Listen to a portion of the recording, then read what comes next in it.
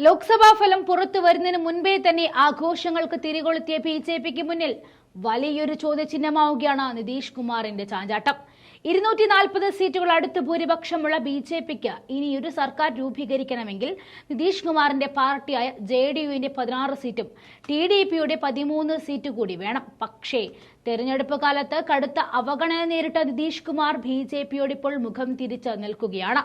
തിരഞ്ഞെടുപ്പിന്റെ അവസാന ഫലസൂചിക പുറത്തും വരും മുൻപേ ബിജെപിയെ കാണാൻ താല്പര്യമില്ല എന്ന് അറിയിച്ചിരിക്കുകയാണ് നിതീഷ് കുമാർ.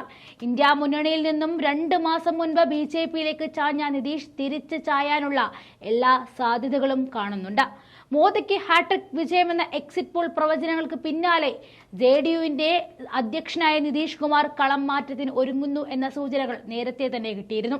മോദി ഇനിയും മുഖ്യമന്ത്രിയായി തുടരും എന്ന നിതീഷിന്റെ പ്രസ്താവനയും കൂട്ടിവായിക്കുമ്പോൾ ബിജെപിക്ക് മുന്നിൽ വലിയൊരു പ്രതിസന്ധിയായി നിതീഷ് കുമാർ മാറിയിരിക്കുകയാണ്.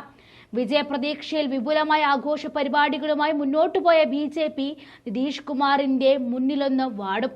ഫലം വരും മുമ്പേ സത്യപ്രതിജ്ഞയ്ക്കുള്ള തീയതി എടുത്തതും എടുത്തുചാട്ടമായി പോയെന്ന് ബിജെപി മനസ്സിലാക്കുന്നതേയുള്ളൂ. തോൽവിയുടെ മരവിപ്പ് മാറാൻ കുറച്ച് സമയമെടുക്കും. മോദി കുറച്ചുനേരം കണ്ണടച്ച് ഒന്ന് ധ്യാനിച്ചോളും.